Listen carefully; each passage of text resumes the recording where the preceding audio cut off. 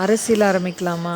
இது வெறும் அரசியலுக்காக பதிவு செய்யக்கூடிய பதிவில் ஏழை எளிய மக்களுடைய பிரச்சனைகளை எடுத்துரைப்பதற்கும் ஃபாசிசம் அரசியலை எதிர்த்து பேசக்கூடிய பதிவாக இங்கே பதிவு செய்து கொண்டிருக்கின்றோம்.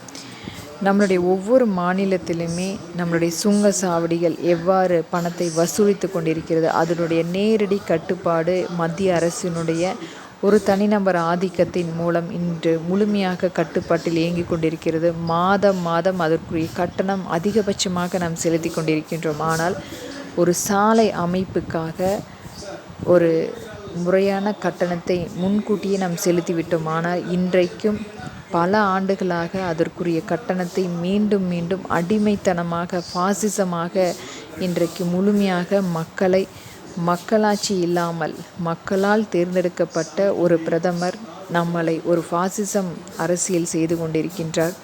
இன்றைக்கு நமக்குரிய பிரதமர், நம் நாட்டுக்குரிய பிரதமர் ஒரு வேறு நாட்டை வாழ வைக்கப்பட வேண்டும் என்பதற்காக நம்மளுடைய மக்களுடைய வரி பணங்களை எடுத்து ரஷ்யா நாட்டுக்கு முழுமையாக செலவழித்து கொண்டிருக்கின்றது. இது போன்ற ஒரு தப்பான எடுத்துக்காட்டான பிரதமராக இன்றைக்கு விளங்கி கொண்டிருக்கின்றார்.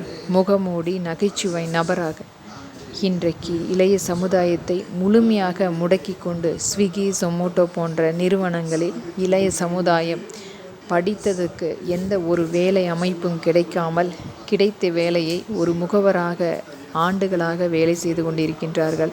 ஒரு கமிஷனுக்காக மட்டுமே.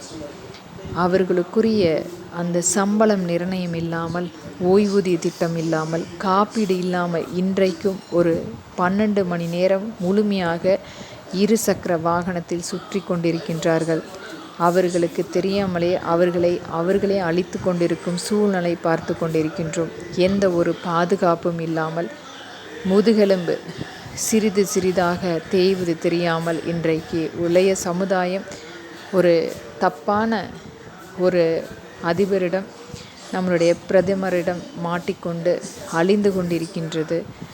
இவர்களை போன்று ஒரு பாசிசம் அரசியலை எதிர்த்து நாம் பதிவு செய்தாலும் இளைய சமுதாயம் என்றைக்காவது ஒரு முறையான வேலை வாய்ப்பு, அவர்களுக்குரிய சம்பளம், ஓய்வூதிய திட்டம், நல்ல வேலை அமைப்பு அல்லது ஒரு சுயமாக தொழில் தொடங்குவதற்குரிய ஒரு வாய்ப்பை ஏற்படுத்தி தர முடியும் என்ற நம்பிக்கையோடு இங்கு பதிவு செய்கின்றோம். நன்றி.